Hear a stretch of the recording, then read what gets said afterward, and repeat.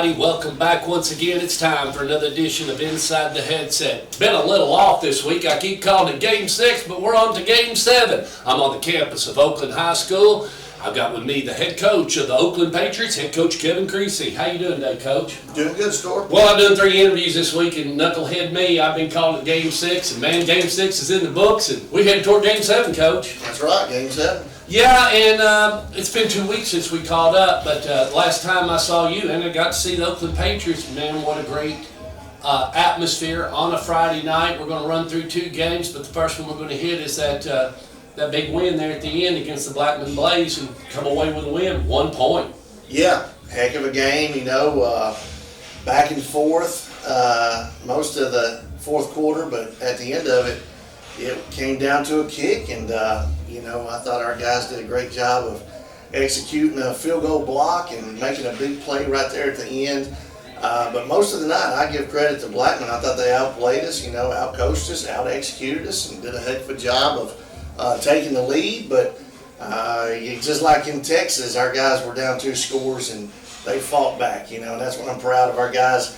Even if they make the field goal at the end, I'm proud of our guys for fighting back and not giving up. Yeah, and it's, as each play went on, you almost felt like, if one of these teams don't win, they're not going to get to play next Friday night. It was developing as us as broadcasters, we're just watching it unfold, and then, you take what is given to you from the broadcast of the game, and you say, well, looks like based upon that, if it keeps playing out, it's going to happen this way. But boy, it sure didn't turn out that way, did it, Coach? The minute I'd make a call and think something was going to happen, something else happened. Yeah. That's what a good ball game's all about. You kind of saw that with Alabama, Georgia, not too long ago. Yes, and what a great game. That was a game that was already determined, and I thought Alabama had it, won no problem, and Georgia fights back and takes the lead, and I thought Georgia was going to win, and then next thing you know, Alabama wins it.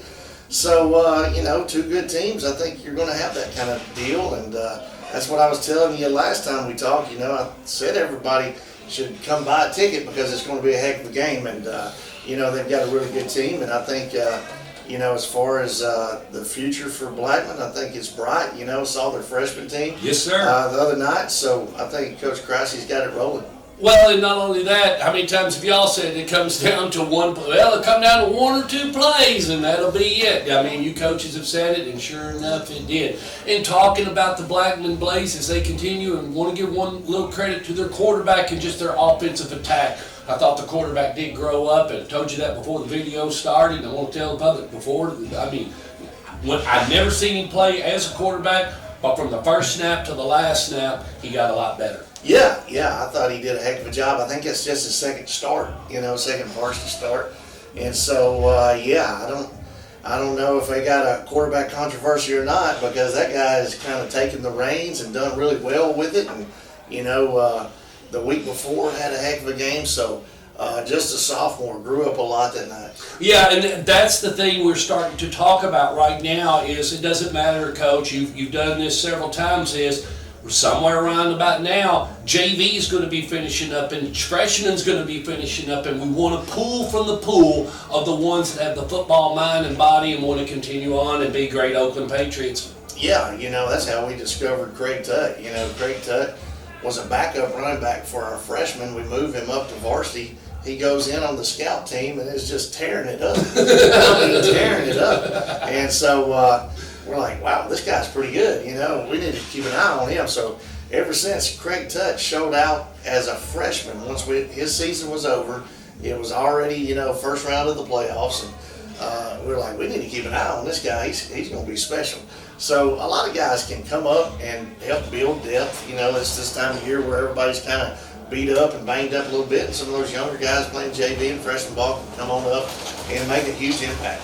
Well, what I like about the story is he fought in practice. You give him an opportunity, he capitalizes on the opportunity. He's been getting better ever since. He has, and he's a two-way player. We don't have a lot of two-way players, but he's a two-way player that shows out on defense, and he's having a great year on offense as well. So we wrap up that game, and just such a great game, and there is a chance, as always, they keep playing good, you might see them again. Yeah, you never know. You never know. Because you're going to have to crawl. All of you are going to have to crawl back through each other to get out of it. So it doesn't make any difference. You're going to meet one of the finalists that survive out of the region. You're going to have to go back through it eventually, aren't you? If you win, yeah, you got to win the first one too, though. That's right. All right. Well, we'll put that one in the bag. But then you come back, you follow up, and you pick up another win, and you play Rockvale. That was a pretty big win for you. You know, it ended a little bit quick, but at the same time, it's a region win. Yeah, I thought it was another chance for our guys to show out, and they did a really good job of showing up in a rainy game that, you know, was kind of sloppy. Not a lot of fans there. I thought Rockvale did a heck of a job of bringing a lot of fans in this torrential rainstorm that we played in, and give our guys credit. From the opening kickoff, they played a heck of a game. I thought they did a good job of executing our game plan. And next thing you know, we've got a running clock, and clearing off the bench, getting a lot of guys playing time, and at the end of the day, it was another region win. All region wins count the same, so we know all of them are important, and we were happy to leave with a region win. Well, and it's it seems like to me those that you have had that have gotten injured or that were playmakers or whatever the case may be. We go back to the Eric Taylor story, and now we hit the DeJuan Morris. It's along about this time. If you are hurt, you're able to come back, and usually when you do, that extra fire that you throw in, it's just it just adds to it, and he's ready to go when he hits the ground running. It's very little ramp up for him to get back into stride, wasn't it? Yeah, DeJuan, glad to have him back, and like I said, he's not 100% yet, but still made some big plays, and just a really good talent. And we talked about that this morning with our team watching film, is why do we have young guys get in and practice? We always have the backups running plays with our starters. The second guys are always in every other play.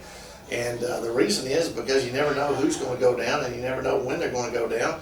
And so you got to be ready to play. And we brought up Eric Taylor. Eric Taylor was our best player, and next thing you know, he's out for 4 or 5 months, and comes back just in time for the playoffs. And it made us that much better of a team when we were able to get Eric back, but then also have a supporting cast around him that played well without him.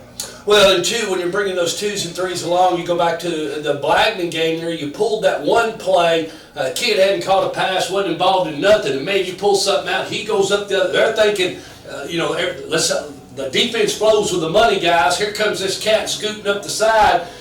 Your son hits him on a little pass route, and man, just a big gash and gain. But that's the type of plays you're talking about right there, is when you catch them. So you've been working them along, and Avery Hainsworth, somebody like that, then you give them the ball, and then all of a sudden, boom, where they been all of a sudden? They've been there all along. Yeah, big catch by Brown. I don't think he's had but one catch all year, and both of them have been touchdowns. You know what I'm saying? But, the good guys are going to get theirs, usually, and everybody knows what you want to stop, and a lot of times they got to make you left-handed, and next thing you know, you're throwing to a tight end, Yeah. And so they got to make the most of their opportunities, and I thought Michael Brown did that. Well, and can you capitalize on that a little bit, Coach? When you're trying to teach a kid that has the talent, you're trying to put him in the right position to make a play on the field and so on and so forth, you have to tell that kid, you gotta let this game kind of come to you. You'll feel it, but it's hard to explain to them if they're trying too hard, or they're not as loose, or not as tight, whatever the case may be with that individual. Just getting them in the mindset to be ready to make that play. And I give you a great example. Take back to the time Ty Nix, when he was underneath you, and you told him all week the interception's going to be there. Just wait, it's going to be there. And sure enough, that's what he said. He said, Kevin told me all week it's going to be there. Coach, it's going to be there all week. It's your play, and I got it. And he was right. Yeah. But you put those kids in those positions, and just like those examples, they got to listen to you, and you'll get them. You'll get them where they need to be. Yeah, it's got to be some situational football. They got to understand the situation and the gravity of the situation a lot of times, and that's why you got to be hard on them in practice. You can't just make it where everything's just roses, fun and games. at the end of the day, there's going to be a time where somebody's going to have to make a play, and that guy's not been called on all year. How's he going to respond to it? Well, if he's had it easy all his life, it's not going to be very good for him. Yeah. And if he, steps up like Michael did, I think that shows you, we trust in him, and he's been, put through the ringer to make those kind of plays. Well, talk about the next opponent. It's coming quick, Coach.